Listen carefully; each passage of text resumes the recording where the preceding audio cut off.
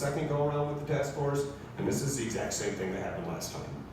People wanted to be on the committee, put them on the committee, and then they didn't show up for the meetings. And we held one meeting where everybody showed up, another meeting where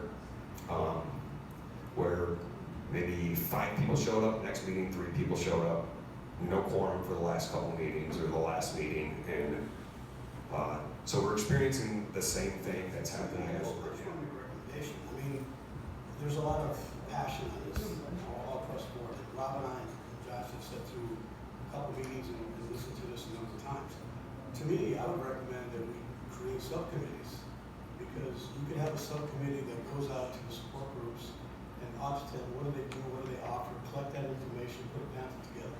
You could have another task force that polices our parks and trails and sees, are we having camera issues or whatnot. Another task force, I mean, could help with the volunteer groups. You know, let's get some people and just do some work. So you could have subgroups within this. And, you know, one of the things we heard also was the timeline. We didn't have enough time. Well, I know we met, I believe it was in November, talking about the task force. Yeah. I think you put it together in January. Well, here we are in June, we just now passed it. And the longer you wait, the more entrenched this becomes. So I would strongly recommend that the task force, I mean, these are private citizens. They don't need our direction to form groups and do things for the community. They can do this right now. Again, that's not our function. So I would strongly recommend that these subcommittees get formed and go out and do it. I mean, we've got a lot of people who want to help. That's wonderful. And again, just the talk of this ordinance has caused some people to action.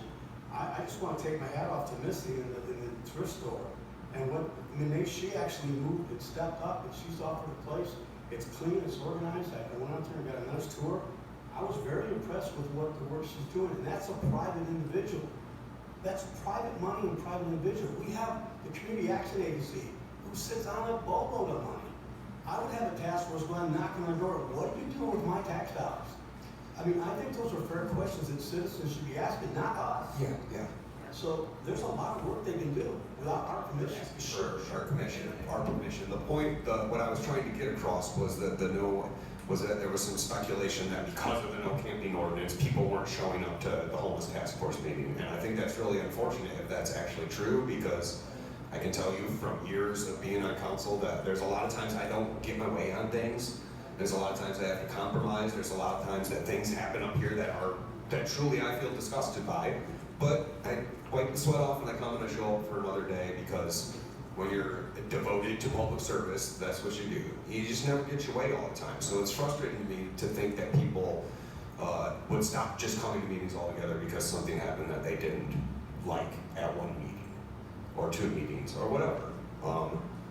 As far as Community Action Agency goes, we have a representative from Community Action Agency on the task force, and she has been a devout meeting attendance person. So she's come to all the meetings and. But what I'm saying is that is where the public money is at. It's not here. It's at Community Action Agency. It's $22.6 million between 3 counties.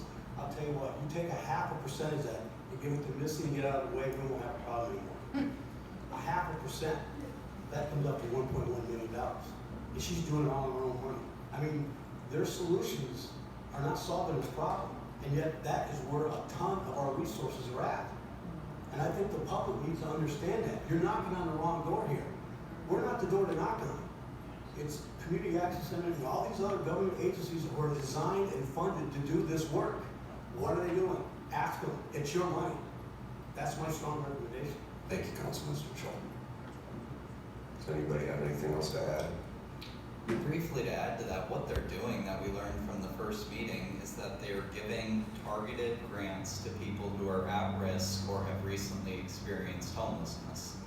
And so they're providing a direct subsidy to prevent a certain number of people from becoming homeless. And as I understand, once they qualify for this, as long as they continue to meet the qualifications, they receive it for the rest of their lives. So these agencies are not acting as public resources, right? They're using transfer payments to pick a group of people that get to remain not homeless. But they're not taking those resources by a building, whatever it may be, and trying to transition people out of homeless. They're preventing a group of people from being homeless, but it seems to be a fraction of the overall problem. And so it ends up, rather than being a homeless prevention and rehabilitation program, into just another form of welfare that doesn't solve the underlying problem. I wish the money would come here. If we had a fraction of that, I'd be fine taking on some of these homeless issues, but once again, it's going to government agencies that don't have any oversight. The other thing to add here is, one thing we might give the homeless task force is oversight of the community service program in conjunction with the city attorney. They could perhaps, maybe the city does need a lot of its own community service, but perhaps they could coordinate with groups in the area, maybe Missy or Penny, need help at their businesses, and they could offer some sort of pay structure, $10 an hour, and we could just stick, that maybe the task force could see what they're doing and then just accept a signature on their word that they completed the work.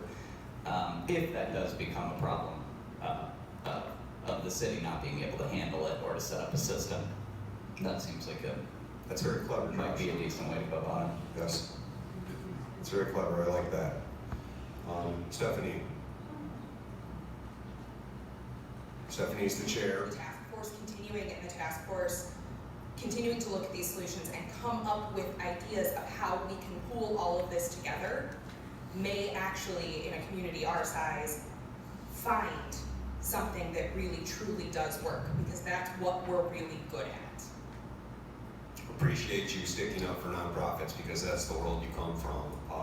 But you work for a nonprofit that has been tremendously successful on a micro amount of the budget that some of these other nonprofits are working with. So I understand that that's your world, but I know where you work, and I know what you guys have accomplished in this community, and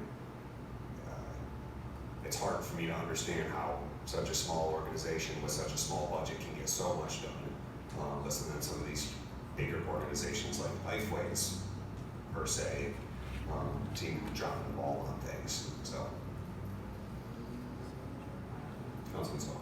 Thank you for the explanation, Stephanie. I mean, this is where Penny's point about government bureaucracy and things getting over,